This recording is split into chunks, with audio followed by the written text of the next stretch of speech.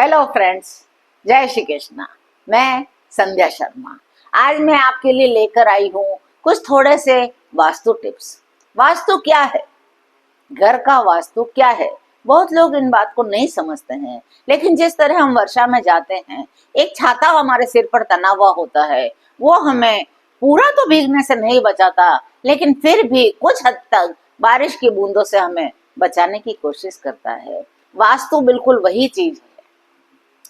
यदि हमारे ग्रह दशा नक्षत्र कैसे भी उल्टे सिलटे भी चल रहे हों, तब भी यदि घर वास्तु के अनुसार बना हुआ हो, घर को वास्तु के अनुसार सजाया जाए, संवारा जाए, तो वो हमारी हर पल हमारे सिर की रक्षा करता है। माने उसका हाथ आशीर्वाद का हमारे सिर पर बना रहता है, जिससे हम कई छोटी बड़ी परेशानियों से बच सकते हैं। वास्तु शास्त्र बड़ा अच्छा शास्त्र है। पहले इसका बड़ा ज्यादा उपयोग होता था। आप पुरानी हवेलियों को देखिए, पुराने मार्गों को देखिए, पुराने पुराने बड़े बड़े मंदिरों को देखिए, सभी वास्तु के अनुसार बने होते थे।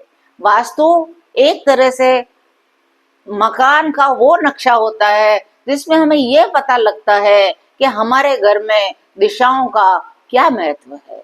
दिशाएं चार हैं, पूरब पश्चिम उत्तर दक्षिण। फिर उनके चार कोने हैं, ईशान कोण, आग्नेय कोण, नेतृत्व कोण और वायव्य कोण। तो इन सब को यदि आप किसी किराए के घर में रहते हैं, आपके पास एक ही कमरा है, उस पर भी लागू कर सकते हैं। यदि आप दो कमरे हैं, उसमें भी आप लागू कर सकते हैं। यदि आपका बहुत बड़ा घर है, उसको भी आप वास्तु दोष से बचा सकते हैं। वास्तु दोष क्या है? वास्तु दोष ये है कि हम जिस घर में रहते हैं उसमें कभी कभी उदासियां छाई रहती है, उसमें हर वक्त पैसों की तंगी बनी रहती है, उसमें हर वक्त कलह होता रहता है, उसमें पति पत्नी में आपस में लड़ाई झगड़े होते हैं, बच्चे बड़ों की बात नहीं मानते हैं। इतनी छोटी छोटी घटनाएं होती है कि हमें लगता है जैसे ये रोजमर्रा की जिंदगी है, लेकिन नहीं। कभी कभी घर में वास्तु का दोष उत्पन्न हो जाता है, इसलिए बेवजह के फिजूल के झगड़े होते हैं, कलह होती है, लड़ाई झगड़ा होता है। तो मैं आज आपको चार दिशाओं के बारे में बताऊंगी। पूर्व दिशा, पश्चिम दिशा, उत्तर दिशा, दक्षिण दिशा।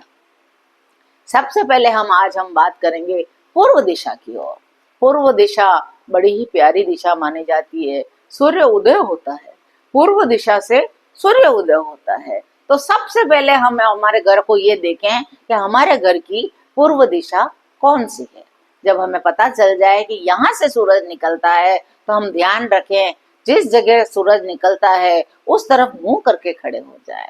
उस समय दाहिने बाएं हाथ की तरफ जो कोना है उस घर का, उस कमरे का, उस मकान का, उसको आप देख लीजिए। वो कोना जो है जहाँ से सूर्य उदय हो रहा है, और वहीं जो उत्तर और पूर्व का कोना होता है, वह भगवान का निवास स्थान माना जाता है।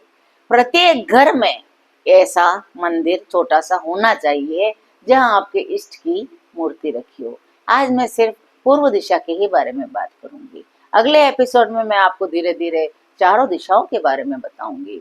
तो मैं बात करती हूँ पूर्व दिशा की। पूर्व दिशा के अंदर जो उत्तर पूर्व का कोना होता है, वो भगवान का स्थान होता है, उसे ईशान कोण बोला जाता है। वहां पर यदि आपके पास किराए का घर है, तो भी एक छोटी सी आपके इष्ट की तस्वीर लगा दीजिए, एक छोटा सा टेबल लगा दीजिए, उस पे आप अपने इष्ट की मूर्ति रख सकते हैं। घर में मूर्तियों को 5-6 इंच से ज्यादा बड़ी नहीं होना चाहिए। बड़ी मूर्तियां घर में नहीं रखनी चाहिए, क्योंकि हम उनका विग्रह का इतने अच्छे तरह से ध्यान नहीं रख सकते, क्योंकि हम ग्रस्त लोग हैं। तो एक पूर्व उत्तर पूर्व की दिशा को आप हमेशा खाली रखिए। थोड़ी सी उसके यदि एक कमरा है तो भी 1 बाई 1 फीट की जगह आप उस जगह को खाली रखिए, साफ रखिए, सुंदर रखिए, सजाइए। वो आपके घर में ईश्वर का स्थान है, तो वहाँ बहुत सारी तस्वीरें न रखें, बहुत सारे कैलेंडर न रखें। अपने पूर्वजों की तस्वीर अपने मंदिर में ईश्वर के साथ नहीं रखें, उनके लिए एक अलग जगह बनाई गई है। पूर्व दिशा का उत्तर पूर्व कोना सिर्फ और सिर्फ मंदिर के लिए स्थान है। आज आप ही जाकर चेक करिएगा कि आपके घर का उत्तर पूर्व कोना कौन सा है। उस कोने को आप मंदिर का स्वरूप दीजिए, अपने इष्ट की मूर्ति रखिए।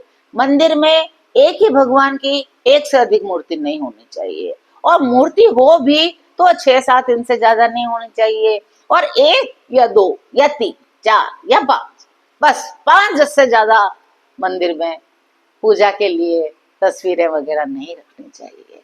फिर बात करते हैं हम पूर्व दिशा की ही।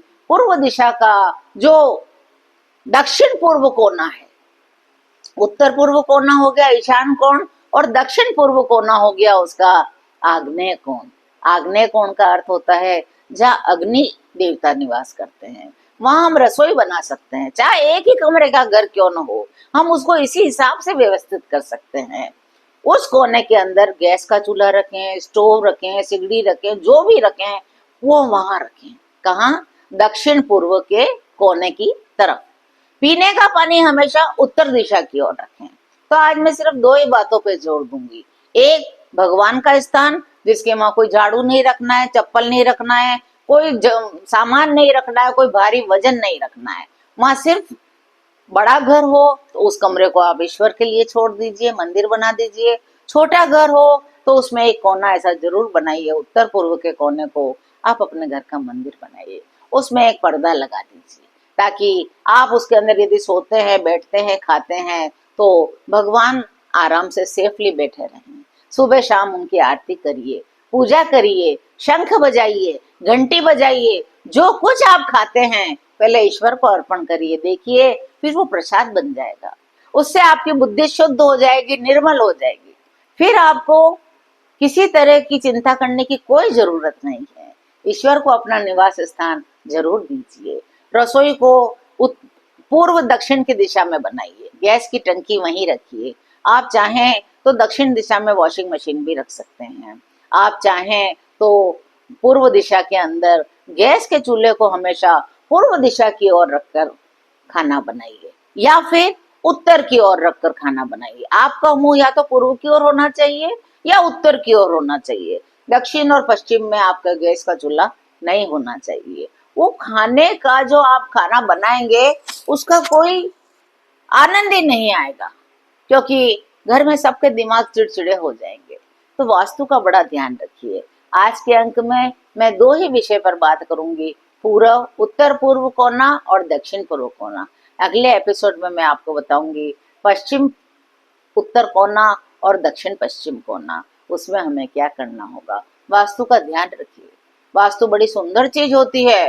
वास्तु का पालन करने से आपके घर में बड़ी पॉजिटिविटी आएगी। आप मात्र 1 महीना मेरे कहने से इसको दोष को आप दूर करिए, मंदिर सही जगह बनाइए, रसोई सही जगह बनाइए, आपके जीवन में शांति आनी शुरू हो जाएगी। यदि आपको मेरी बात अच्छी लगी हो तो चैनल को लाइक करें, शेयर करें, सब्सक्राइब करें। राधे राधे।